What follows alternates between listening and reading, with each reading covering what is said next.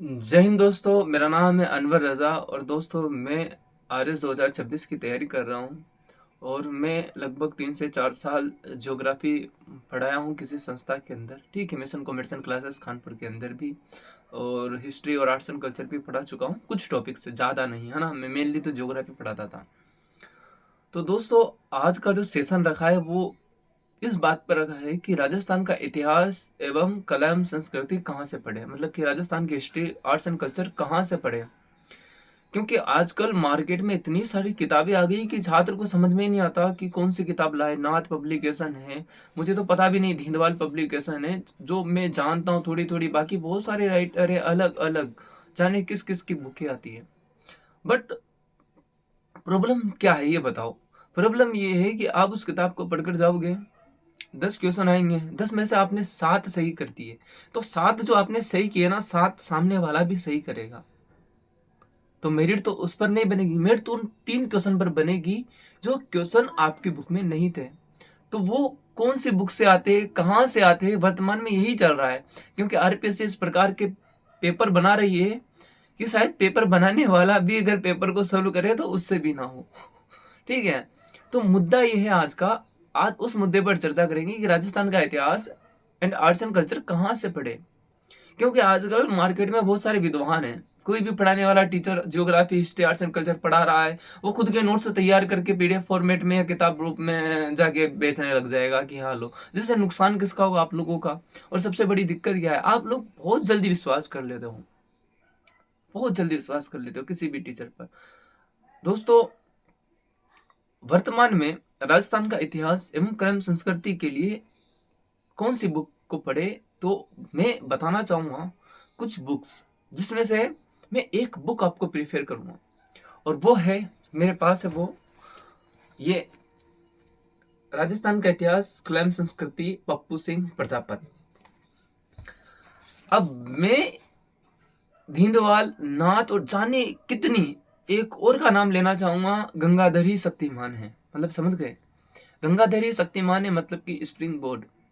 हर साल कंटेंट वही होता है, सिर्फ और सिर्फ कवर पे चेंज करके बच्चों के साथ खिलवाड़ करते हैं। वही बच्चा थोड़े दिन पहले वो बुक लेकर आया था 2025 में, 2026 में कुछ एक नाम मात्र अपडेट करके दे दिया, और मतलब कि पूरी तरीके से पागल बनाते हैं। सच में कुछ बुक्स अच्छी भी है स्प्रिंग बोर्ड की, है ना, ठीक है, बट ज्यादातर बुक बेकार है।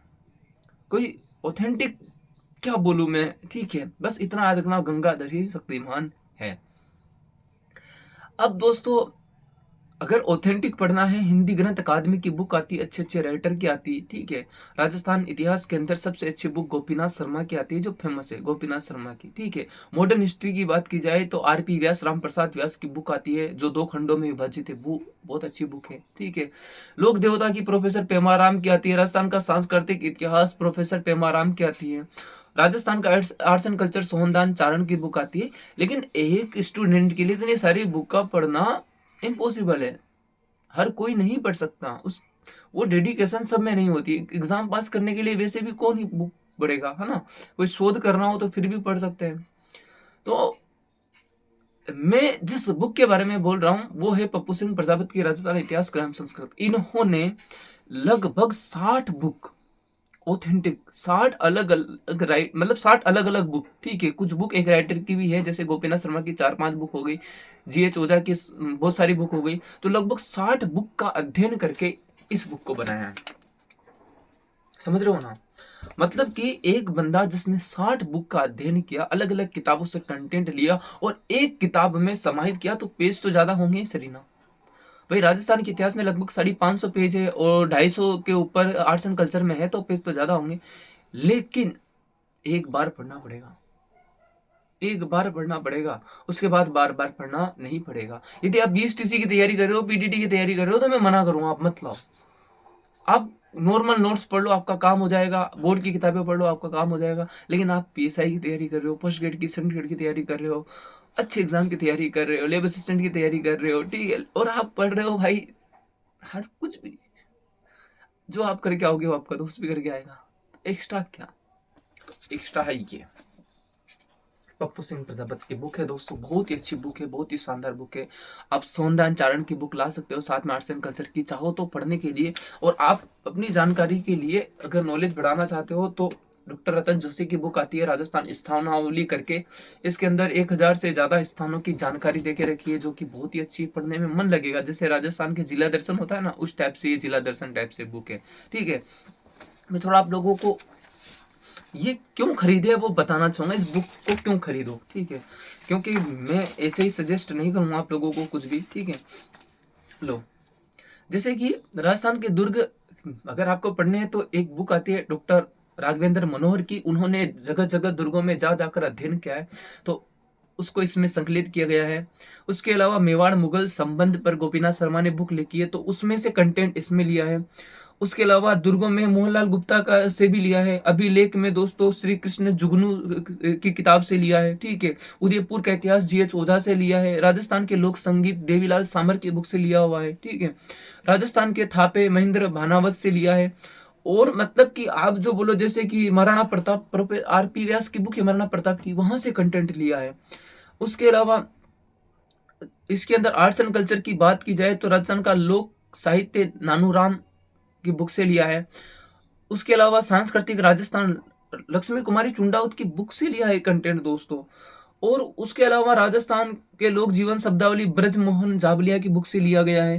राजस्थान के कुल देवता कुल देविया, ये विक्रम सिंह भाटी की पुस्तक आती है, वहां से लिया गया है। राजस्थान के किसान एवं आदिवासी आंदोलन ब्रज किशोर शर्मा की पुस्तक से लिया है। अब जब एक बंदा अलग अलग किताबों से कंटेंट इकट्ठा करके एक बुक में दे रहा है, तो आप अलग अलग बुक क्यों पढ़ते हो? आपको एक बार ये बुक लानी है, ठीक है, और इसे पढ़ना है। किसी की भी वीडियो देख रहे हो, यूट्यूब पर चला लो रात मेवाड़ का इतिहास और देखते रहो, कंटेंट हाईलाइट करते रहो। अलग से नोट्स बनाने की जरूरत नहीं है, जो है उसे बार बार पढ़ो। तो भटको मत, भटको मत।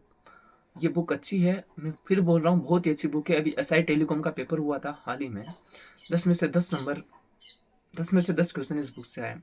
RS का जो एग्जाम होते हैं वहां से इसमें से प्रश्न मिल जाएंगे आपको। मतलब 90 से 95% के बीच में एक क्वेश्चन या 2 क्वेश्चन छूटता है, बाई चांस एक क्वेश्चन, बाकी सारे क्वेश्चन मिल जाते हैं।